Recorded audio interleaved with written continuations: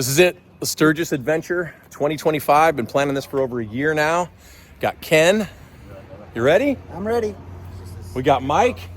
You ready? He's acting like he's not listening. Trying to hook up headsets. You get one from front here? Got Jay. All right, here we go. And Vanessa, who's going to see us off. She's such a nice wife and a good friend.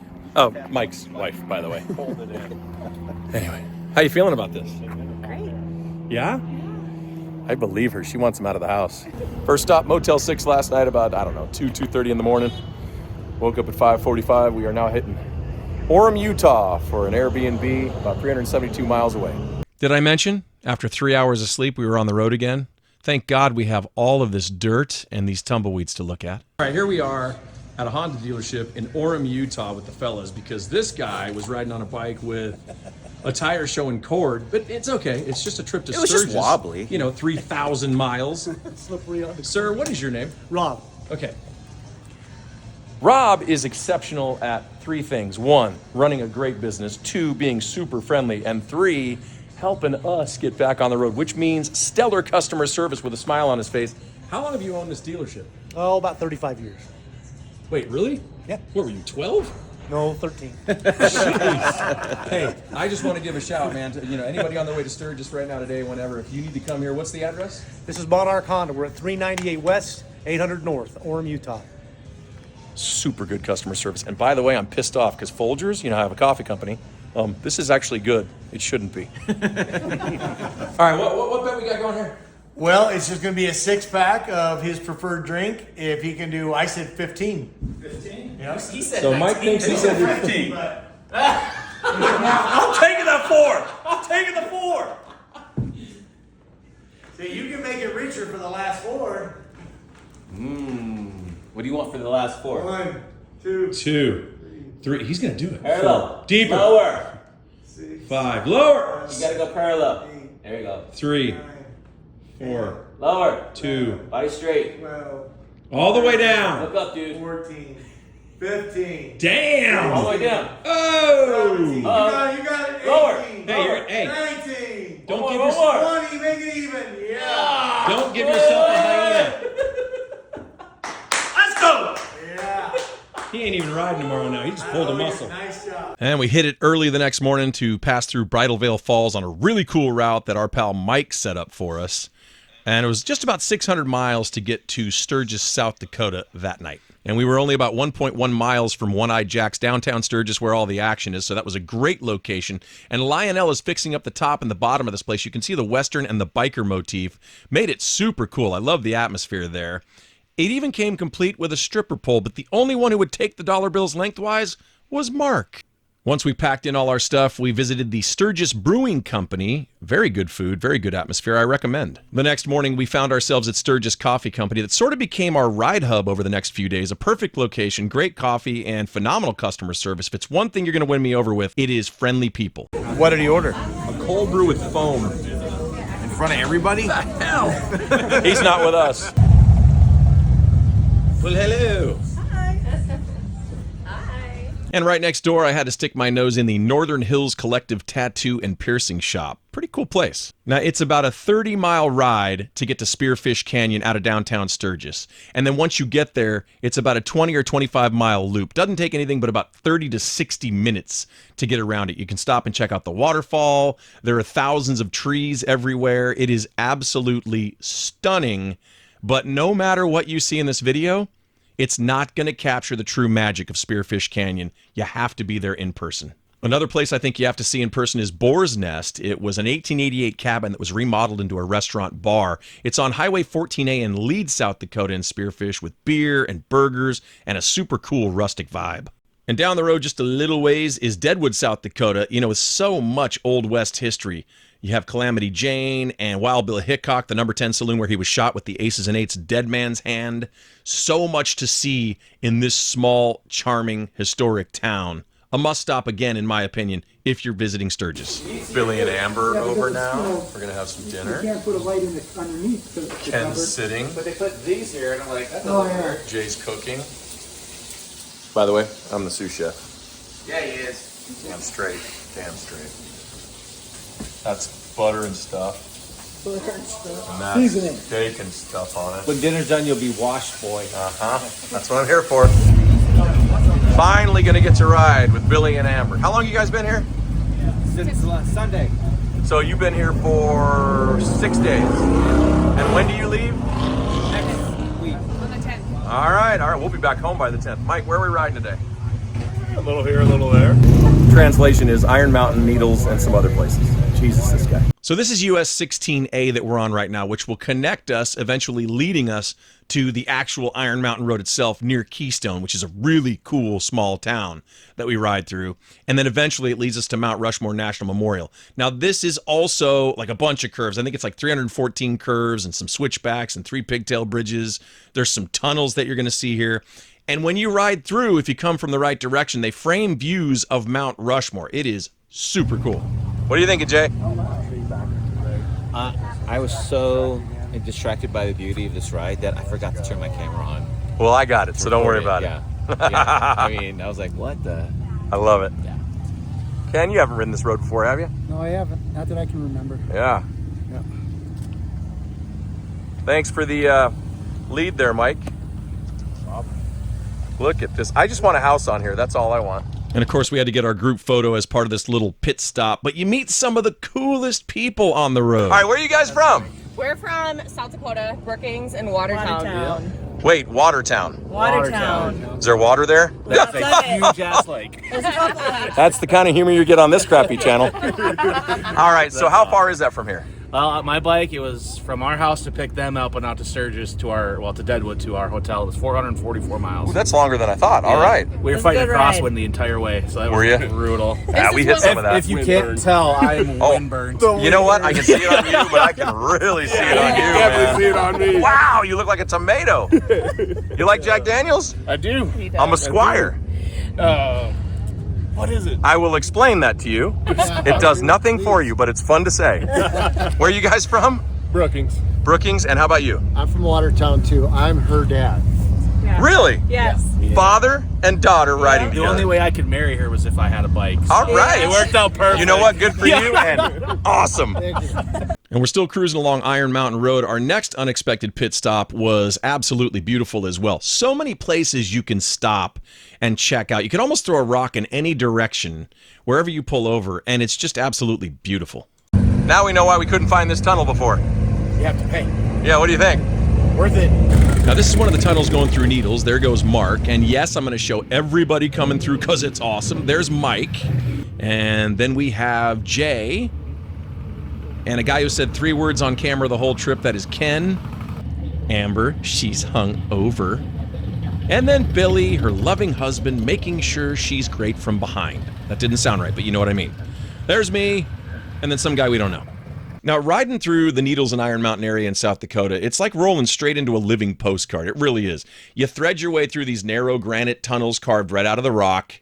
You glide over these pigtail bridges that loop back over themselves. And every turn seems to open up another beautiful view of the Black Hills. It's a ride where the road itself is as much the attraction as the landscape. It's just this natural beauty and this human craftsmanship as well that comes together in a surreal way. You're in these tight, winding switchbacks, and then the next thing you know, you're rolling into these stretches that reveal endless forests. It's pretty special. It's incredible out here on Needles Highway. I mean, we've seen about 7 or 8 different lakes. Just awesome. So many bikes. What a ride. Now, you might be wondering why we're all pulled over on the side of the road. A busy road, in fact. Well, it's because of this. Look at that. Mount Rushmore, baby, and you have to see it in person to really appreciate it. We made it to Keystone, one of my favorite places in all of Sturgis, this area. I love it. Now, Keystone is one of those little Black Hills towns that feels like it was built for motorcyclists, tucked right at the base of Mount Rushmore, the perfect spot to fuel up, grab a bite, stretch your legs, and then head back to some of the best riding roads in the country. As you can see, the main drag's lined with Old West-style shops, saloons, ice cream stands, and Mike suggested we stop for some Indian tacos. Awesome, by the way. And, of course, we had to stop for some ice cream. What'd you have? Oh, I had the espresso. And? So good. I had nothing because we have a ride back home. Oh. Yeah. Oh, you are lactose intolerant? Yeah. This place is worth your pants for. What'd you have? Cookies and cream. And? delicious. Sweet cream with a shot of espresso. And Excellent. where are you from? From Germany and from Namibia. From Cologne. Wow. So you guys, all right, you're doing the whole Sturgis experience? Yes, of course. I love this. Yeah, we do. You do it? We do. Oh, gotcha. We also. Now what did you try here? Oh, I have the fruit. What is it? The fruit ice. The fruit it's ice? Is it good? Absolutely wonderful. I love it. I love it. And I take the coconut. It's really delicious. All right. Then we headed to downtown Sturgis, and during the rally, if you've never seen this, there are thousands of motorcycles lined up as far as you can see, handlebar to handlebar. And Main Street, every single bar is spilling over with riders and music and the smell of grilled food in the air.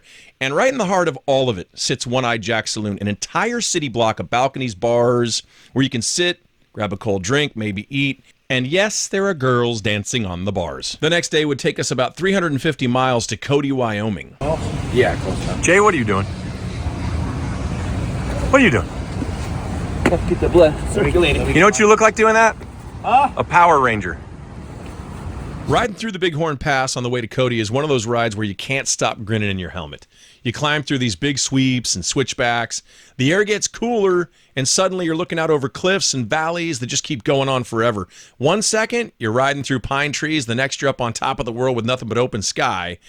And in the middle of it all, there's a pull-off where a waterfall pours down in the canyon below. It is absolutely stunning.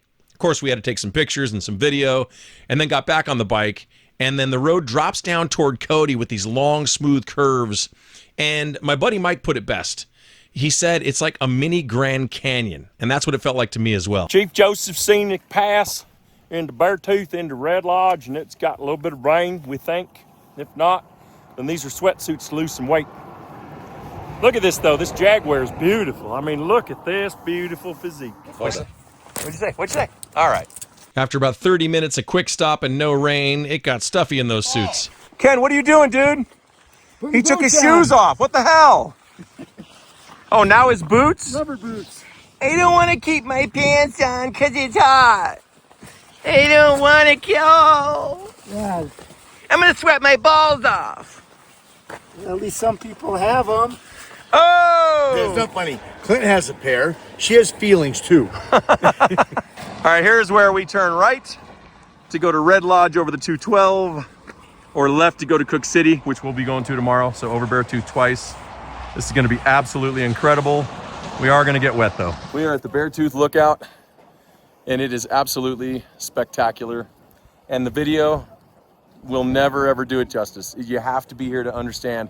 You must do Beartooth Pass from Cody, Wyoming, over Chief Joseph Scenic Byway, and then you hook a right, heading into Red Lodge over Beartooth. You stay the night, and then you come back over in the morning, because you're going to want to do it again, into the east entrance of Yellowstone. Maybe have breakfast in Cook City or something, 2 miles out of the entrance of Yellowstone. Got to do it. Car, bike, don't care how you do it. Experience this. Now, this is just some of the rest of the trip heading into Red Lodge, Montana to have dinner this night.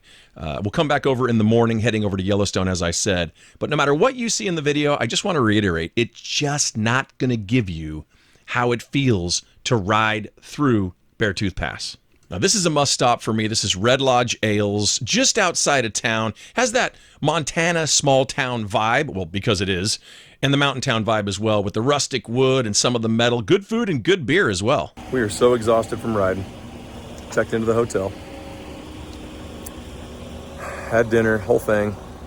It is just time for bed, but only after a Snickers ice cream bar and a big drumstick. Now, the following morning, we rolled out of Red Lodge to go into Cook City and then eventually Yellowstone. Here in a minute, you'll see. But off to the left there, if you see those, what you think are snow-capped mountains, they're not. They're glacier-capped mountains.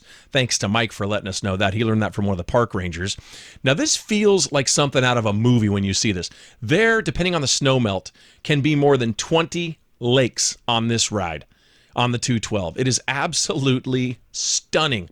The deep blue water just shines like mirrors, as you can see, each one more breathtaking than the last. Now it's time to stop at the Top of the World store. Now, this place has some real old school charm. It's really in the middle of nowhere.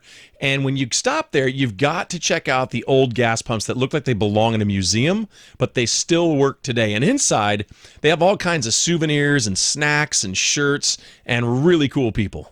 And then we stopped in Cook City for breakfast, a cool little mountain town about 4 miles out of the northeast entrance of Yellowstone. Now, riding through Yellowstone National Park is kind of like stepping into another world on two wheels. It really is a different experience. You wind through these forests, these meadows, these mountain passes, and the next thing you know, you're slowing down for a herd of buffalo wandering across the road. And then you're cruising past these steaming geysers and bubbling hot springs that look like something out of another planet, and waterfalls in these deep canyons and these rivers. It really is an absolutely beautiful place to go. If you've never been, or even if you have, go back. You're in the middle of it all on a motorcycle. The smells, the sounds, it's just amazing. We are in Driggs, Idaho at Rise Coffee House, which, by the way, has some phenomenal coffee. Having breakfast before we hit the road. Mark is going to split ways here and head back to Oregon, about 600 miles. Mike, Jay, Ken, and myself, we're going to be heading to Ely, Nevada, I believe, about 441 miles. What a trip it's been so far. Over a year in planning, but I gotta know, highlights and lowlights. So why don't we start with Mike? Highlight, what is it? It would be a bed without sheets. No, that's highlight? Oh, that's a highlight? Yeah, what's the highlight? Bed without sheets. That was easy. Jay? I got 3 highlights, and I got no lowlights. You got, okay, what are the 3 highlights? I loved going through the tunnels and near Mount Rushmore. Okay, Iron Mountain, awesome. Needles. I love that Napoli Italian place that we went to eat. Okay, where was that? I don't remember. Where was that? The first place? Ogden. Oh, Ogden, Utah, yes, the first Airbnb. Yeah. And hanging out with these fellas. Oh, you sap. That was my low light. Did I steal it? That was your low light? My low light, no. All right, Mark, what's yours? I love the new routes that Mike took us through. There were some new places, even though we had been there, we didn't take those routes. Some phenomenal views. Of course, Beartooth always knocks my socks off. Place with no sheets, definitely a low light. And the group of guys, 3 of them, which I'm just meeting, was a phenomenal crowd to travel with. All right. Ken, what about you? Riding roads I never been on, riding with these guys here, meeting up with other couples in Sturgis. It's just been fun to be. Oh, Amber and Billy, yeah. Yes, yep. And today's breakfast was excellent. Highlights, I'm going to say milkshake in Ashton,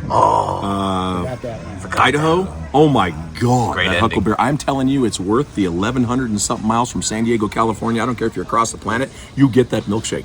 And the other highlight is absolutely, has nothing to do with these guys. It is absolutely watching Jay off-road a Goldwing unintentionally because I had to pull over because I was starting to get really tired. He literally just boom, boom, boom, boom, boom, boom. Freaking great. And he held on. That was the highlight. Low light. No sheets and 1 Airbnb. While Mark headed back to Oregon, we stayed in Ely, Nevada at the Prospector Hotel Casino for the night. And then the next morning, we started to head toward Vegas. Now, this is one of those roads that we were wondering, are we on the right path? Are we going to hit dirt? We weren't quite sure. We eventually made it to Vegas, but there were some stops in between. It was a bit warm. Either you fellas know where we are in Utah? Sinclair. Sinclair? Oh, yeah, that's the gas station. No. Contrary to what you might be seeing around you, we're actually in Snowville. He did know the name. Snowville. Damn I'll tell straight. you the real name of this town. Nowhere. We're in, I think, Montello, Nevada. The Pilot Motel, general store, pretty cool. We're at a Chevron here in, where are we, Wendover? Yeah, Wendover, Nevada. We're all just shaking our heads like, I don't know, we're getting gas somewhere. It's Wendover, I think, Nevada. Look at this, a payphone. Look, a payphone. 108 degrees in the middle of nowhere, Nevada. About an hour out of Vegas, and we come across a bar and grill and a golf course. And we had a great time in Vegas last night. We stopped at the Berna dealer. I had dinner with my buddy Joey. Ken right there saw an old friend of his. Mike and Jay went to a comedy show, but we got no footage.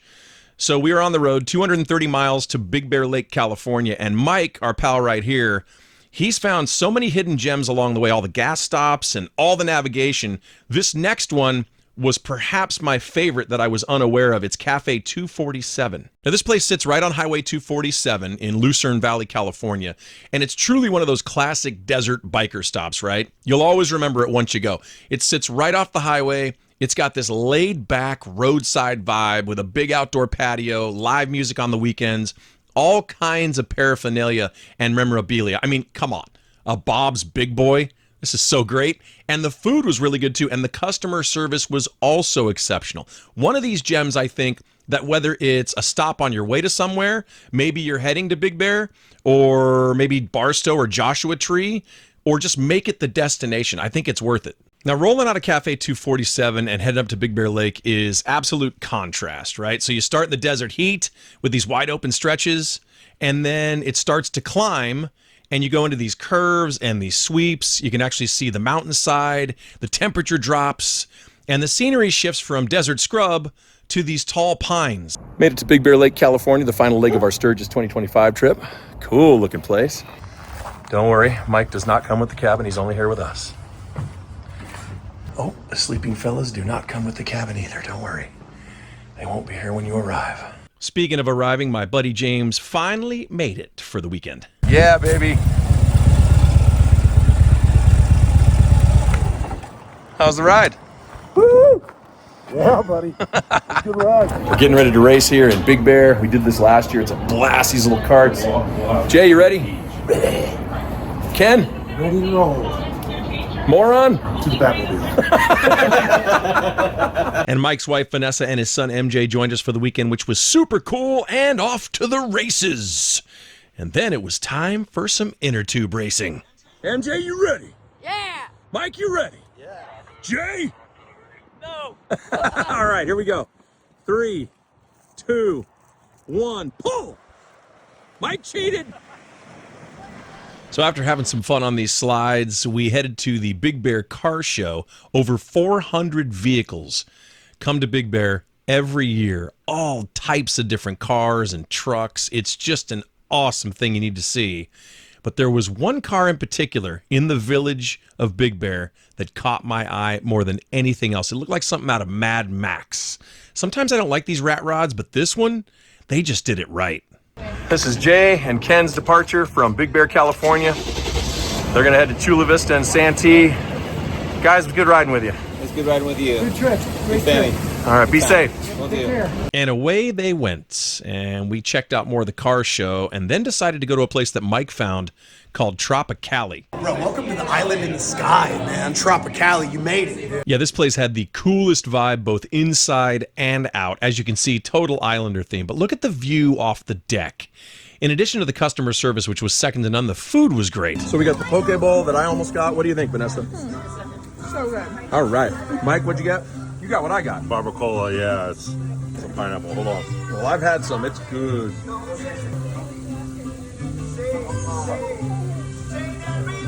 Pretty good, huh? And this is probably pretty good. Didn't you get the same thing I got? Yeah, but this doesn't have cilantro. Double weed. I had it already. It's really good. And after lunch, we decided to go on one final cruise around the lake. It was James, Mike, and his son MJ, and myself. And then after that, it was off to Mike's cabin, and we hung out for the rest of the afternoon. And the following morning, it was time to head home. James to Escondido, myself, Mike, and his family to Santee. What a fantastic trip. Made it back, Santee, California. All the fellas are home safely. I thank God for a beautiful trip. God, we saw some great country. I mean, Beartooth Pass, Yellowstone, Sturgis itself with Needles and Iron Mountain, and just so many different places. Deadwood, South Dakota with Spearfish, and just a great group to go with as well. So if you get a chance, do it. About 3,500 plus miles.